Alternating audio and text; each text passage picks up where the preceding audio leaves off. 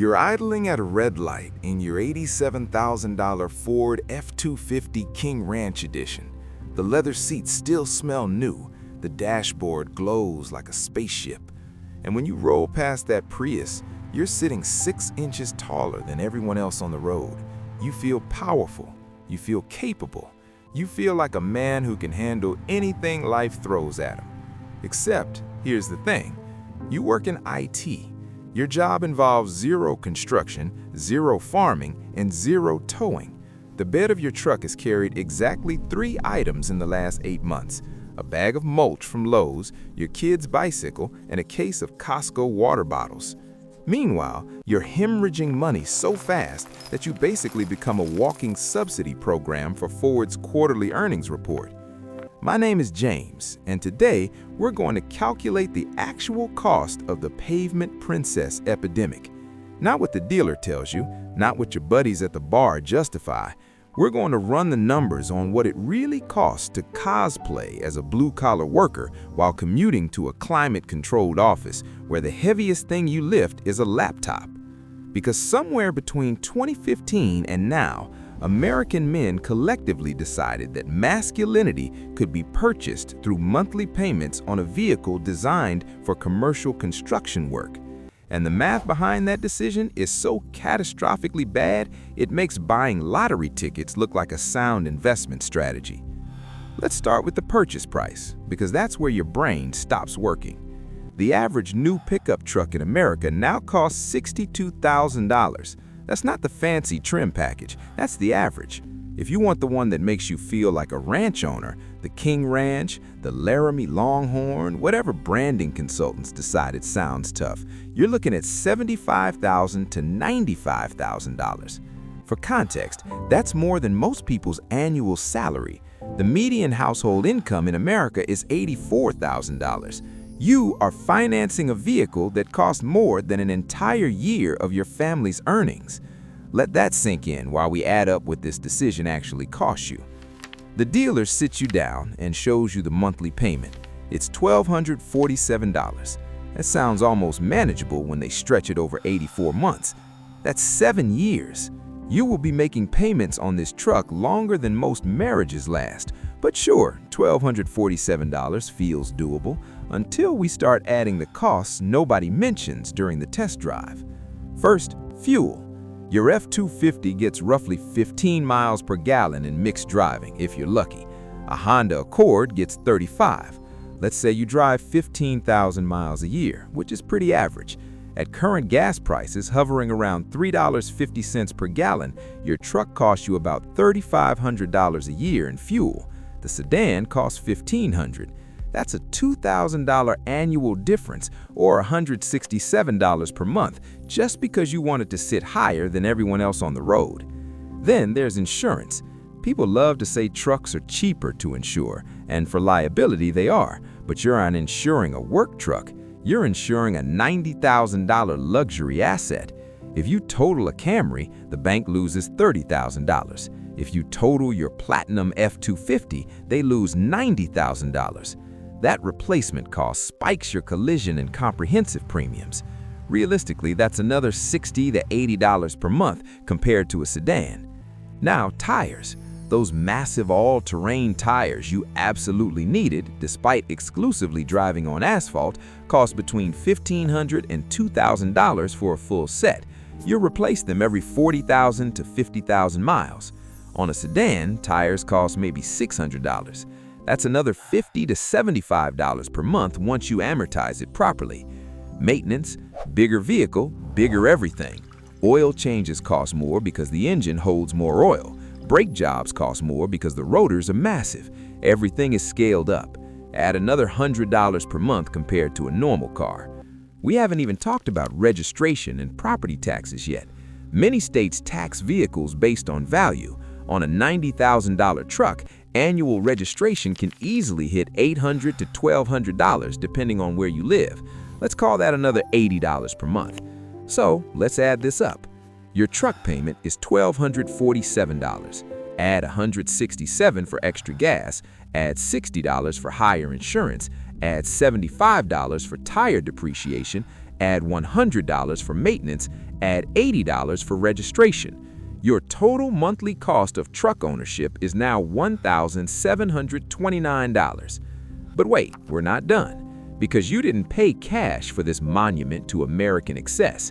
You financed it at 7.2% interest because rates aren't what they used to be, and your credit is good, but not great. Over 84 months, you're not just paying $90,000. You're paying an extra $14,748 in pure interest.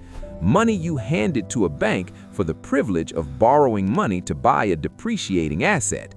Now, let's compare this to an alternate universe. You buy a 3-year-old Toyota Camry for $28,000.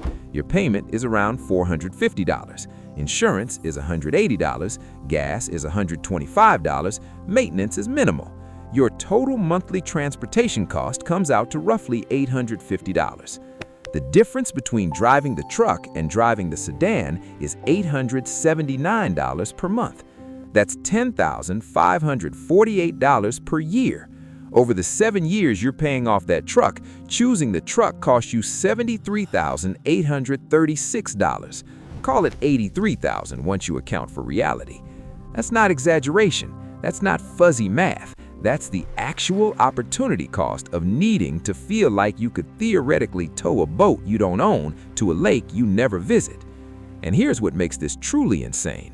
You're not just spending $73,836 extra, you're losing the investment returns on that money. If you invested that $879 per month into a boring index fund averaging 8%, after 7 years, you'd have roughly $95,000.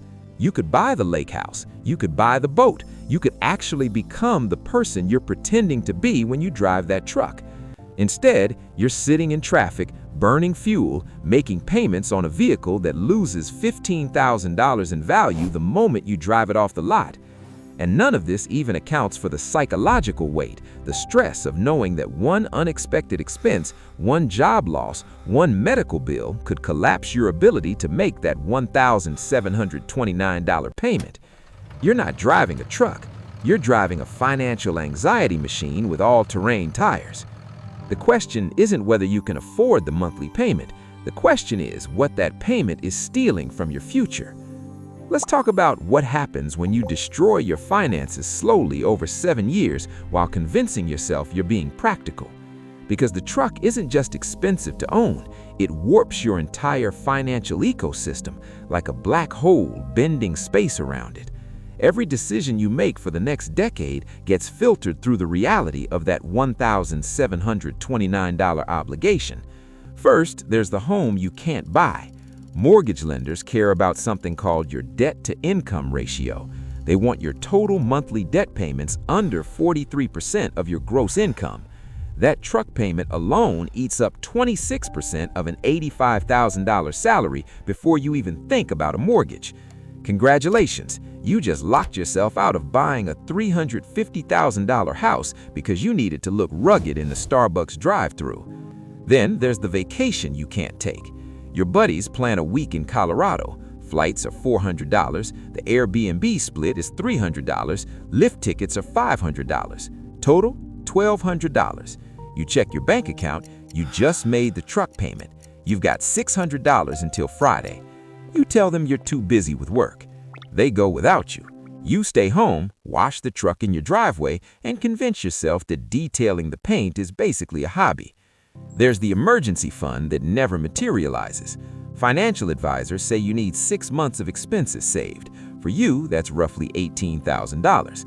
But after the truck payment, insurance, rent, student loans, and groceries, you've got maybe $200 left each month. At that rate, it'll take 7.5 years to build an emergency fund, which means for 7.5 years, you're one transmission failure away from a credit spiral. And speaking of credit cards, let's talk about the debt the truck quietly creates. You can't afford new work clothes, so you put $400 on the Visa. Your buddy's wedding is out of state, so the hotel goes on the card. Christmas shows up and you've got nothing saved for gifts, so that's $800 on the card too. Within 2 years, you're carrying a $6,000 balance at 23% interest. You're paying $115 per month in interest alone, pure financial evaporation. You're paying a bank for the privilege of having bought things in the past. Now let's talk about relationship strain.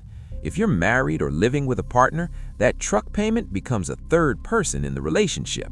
Every financial conversation is shadowed by it. Your partner wants to save for a down payment. You can't because of the truck. Your partner wants to fix the leaking roof. You can't because of the truck. Your partner suggests selling the truck. You get defensive because you tied your identity to it. Resentment builds. The truck isn't just costing you money, it's costing you peace. Here's something nobody tells you about expensive vehicles. They make you risk-averse in your career. You can't quit the job you hate because you need the steady paycheck for the truck. You can't negotiate aggressively for a raise because you're terrified of getting fired. You can't take an entrepreneurial risk or pivot careers because the truck has you handcuffed to stability. That $90,000 status symbol just turned you into a wage slave. And here's the really twisted part. The truck doesn't even make you happy after month 3. There's a psychological phenomenon called hedonic adaptation. You get used to anything. That first week, climbing into the cab feels incredible. You feel successful. You feel powerful. By week 12, it's just your car. You don't notice the leather anymore. You don't feel special. But the payment? That's forever. The insurance bill arrives like clockwork. You traded permanent financial stress for temporary emotional satisfaction. Let's run a thought experiment. Imagine 2 versions of you in parallel universes. Universe A, you bought the $90,000 truck.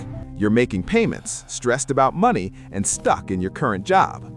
Universe B, you bought the $28,000 sedan and invested the $879 monthly difference. After 7 years, Universe A owns a truck worth maybe $45,000 and has 0 savings. Universe B owns a car worth $12,000 and has $95,000 invested. Which version of you is actually winning? Here's where I lose some of you, because you're thinking, but I actually use my truck. I haul stuff. I go off-roading. I tow my camper. Fine. If that's genuinely true, if you're using those capabilities weekly, then you're buying a tool. But be honest with yourself. Most truck owners use the bed maybe 6 times a year. You could rent a U-Haul for $29.99 each time and save $80,000 over 7 years. You're not buying utility, you're buying a costume. The auto industry has spent billions convincing American men that truck ownership equals masculinity, competence, being a real man. They've built an entire mythology around it. The commercials show trucks conquering mountains, towing mud-covered boats.